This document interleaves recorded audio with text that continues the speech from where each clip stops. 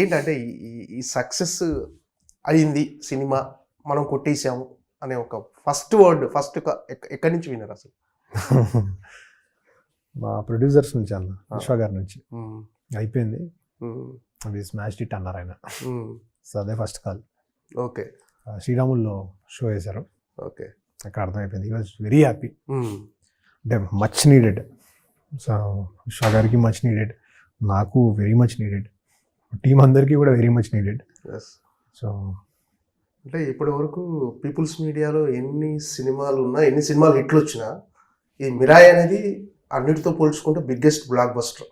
మిగతా కార్తికేయ టు వేరే వాళ్ళతో కొలాబరేషన్ చేసిన ఈ ఓన్గా పీపుల్స్ మీడియా ఫ్యాక్టరీలో ఓ రకంగా చెప్పాలంటే విశ్వప్రసాద్ గారు 2 కాలంలో ఎత్తి గర్వంగా చెప్పుకునే సినిమా ఇది. సో అంటే ఈ సినిమా రిలీజ్కి ముందు ఎలా ఉండేదన్నా అంటే ఇది కంప్లీట్, అంటే అందరూ చెప్పేదే complete passion and commitment based project ఇది. అంటే ఒక group of people giving full time to a film. ఒక గ్రూప్ మొత్తం వాళ్ళ టైం అంతా దీని మీద పెట్టి కంప్లీట్ ప్యాషన్తో, అండ్ ఎక్కడెక్కడికో వెళ్ళలేదు, అంతా మన దగ్గరే, అంతా మన మన మన చుట్టుపక్కల ఉన్న పీపుల్తోనే చేసుకున్న సినిమా ఇది. సో ఒక చిన్న పర్సనల్ ఫీలింగ్ అయితే ఉండేది అందరికీ. సినిమా చేస్తున్నప్పుడు ఉండేది, అది ట్రైలర్ రూపంలో వచ్చినప్పుడు ఉండేది, రిలీజ్ అయ్యాక కూడా అది ట్రాన్స్లేట్ అయింది, అది ఎఫర్ట్ రూపంలో ఏదో రూపంలోనో. అంటే ఎన్నాళ్ళ నుంచి వెయిట్ చేస్తుంది సక్సెస్ కోసం, ఇలాంటి కమర్షియల్ సక్సెస్ కోసం.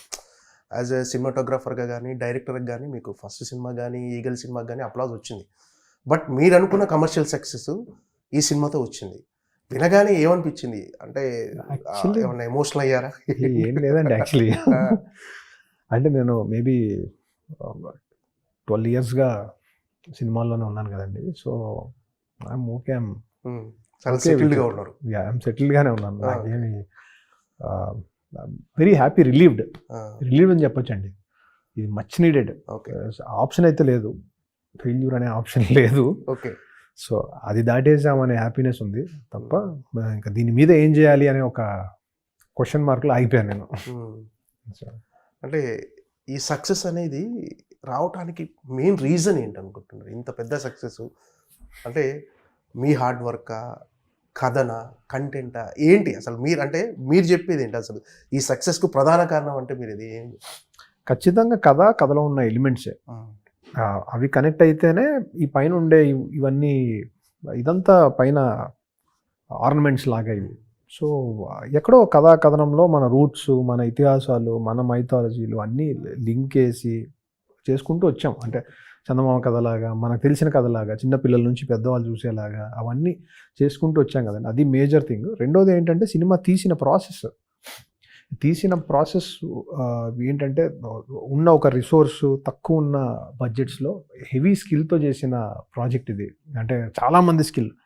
సో వాళ్ళందరి స్కిల్స్, వాళ్ళందరి కాంట్రిబ్యూషన్స్ వల్ల కొంచెం నేను బాగా కనిపిస్తున్నాను. బట్ ఇదంతా ఈ మొత్తం టీమ్ కాంట్రిబ్యూషన్. ఈ సినిమా మాత్రం రిలాక్స్ అయినట్టయినా ఇప్పుడు అయిపోయింది, వెరీ రిలీవ్డ్. ఓకే. నిద్రపోయారా? నెలలో 2 నెలల నుంచి నిద్ర లేకుండా వచ్చి. అవునవును. ఇప్పుడు లాస్ట్ 3-4 daysగా పర్లేదండి. కొంచెం ఇప్పుడు ఏంటంటే ఫోన్ కాళ్ళు, ఈ హ్యాపీ మెసేజ్ల వల్ల నిద్ర డిస్టర్బ్ అవుతుంది తప్ప, బట్ అది లేకపోయినా కూడా నిద్ర పట్టదేమో అండి ఇప్పుడు. అంటే ఇంతకుముందు పని ఒత్తిడి వల్ల నిద్ర పట్టలేదు, ఇప్పుడు ఆనందంతో నిద్ర పట్టదేమో. అంతే, కరెక్ట్ అండి. ఓకే. అంటే అసలు ఈ సినిమా విషయంలో మీరు అనుకున్న బిగ్గెస్ట్ ప్రెజర్ ఏంటి అసలు?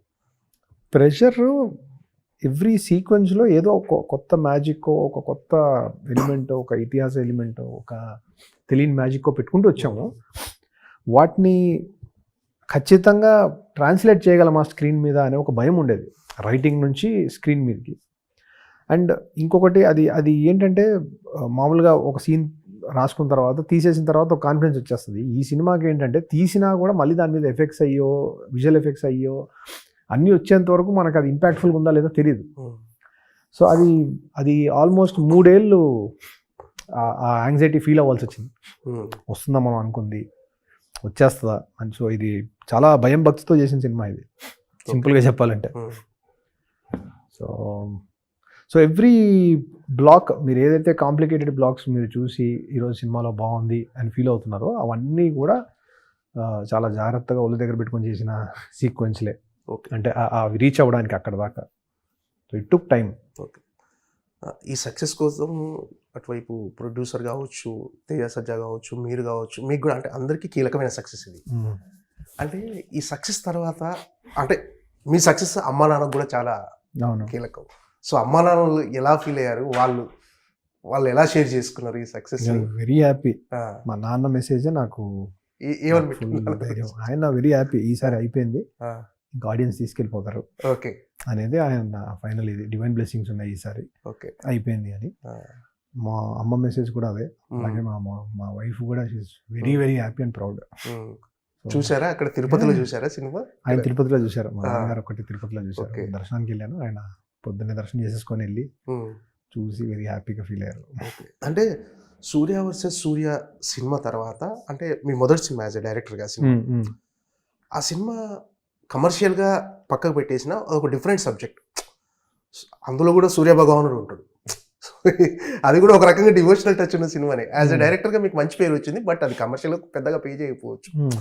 దాని తర్వాత మళ్ళీ ఈగల్ చేయడానికి 8 years తీసుకున్నారు. ఈ గ్యాప్లో ఎలా ఉండేదన్న మీ మానసిక ఆలోచన కానీ ఎలా ఉండేది?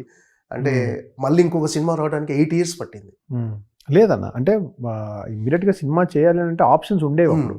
బట్ ఎందుకో అనిపించింది కొంచెం కమర్షియలీ రకరకాల డైరెక్టర్స్తో వర్క్ చేయాలి అని అనిపించింది.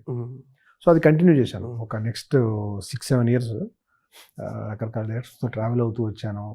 సో గాంధీ గారితో, కిషోర్ తరుణ్ గారితో, మా చందు గారితో, నెంబర్ ఆఫ్ డైరెక్టర్స్తో I work and all of it స్లోగా. ఇప్పుడు త్రినాథ్ గారితో ధమాకా అని, కార్తికేయ 2 అని, శివ గారితో నిన్ను కోరి అని, ఇట్లా ఇంతమందితో వర్క్ చేసుకుంటూ వచ్చాను కదండి. నాకు కూడా కొంత అర్థమవుతూ వచ్చింది. ఓకే, బిజినెస్ ఎలా జరుగుతుంటుంది, సినిమా ఫైనలీ ఏం జరుగుతుంది, ఆడియన్స్ ఎలా రిసీవ్ చేసుకుంటున్నారు, ఏది ఏంటి, ఈ ప్రాసెస్ కొంత అర్థం చేసుకుంటూ వచ్చాను కొంచెం. ఎందుకంటే నేను వచ్చిన బ్యాక్గ్రౌండ్ కొంచెం టెక్నికల్ బ్యాక్గ్రౌండ్ నుంచి వచ్చాను కదండి. ఈ కమర్షియల్గా రూట్ చేయడము, కమర్షియల్గా హైస్ క్రియేట్ చేయాలంటే ఏంటి, ఎక్కడ హై ఎస్టాబ్లిష్ అవుతుంది, at the same time emotion ఎక్కడ పే ఆఫ్ అవుతుంది, కొంచెం మన కోర్ స్ట్రక్చర్స్కి ఇంటర్నేషనల్ కోర్ స్ట్రక్చర్స్కి చిన్న డిఫరెన్స్ ఉంది. అంటే స్టైల్స్లో వాటిలో అదంతా. ఇప్పుడు కమర్షియల్ సాంగ్స్ ఉంటాయి కొన్ని, అవి ఫస్ట్లో నేను షూట్ చేసేటప్పుడు చాలా ఇబ్బంది పడేవాడిని. స్లోగా నేను ఇప్పుడు అవి బాగా లైక్ చేసే పొజిషన్కి వచ్చాను. అంటే షూట్ చేయడం కానీ, అది వినడం కానీ, చూడడం కానీ, ఇప్పుడు నాకు అది వెరీ ఎగ్జైటింగ్ థింగ్స్. ఒక ప్రాసెస్ ఆర్క్ లాగా. ఓకే. అంటే ఈ ప్రాసెస్లో నేర్చుకున్నారు అంతే, నేర్చుకోవడమే ఇన్ని ఇయర్స్.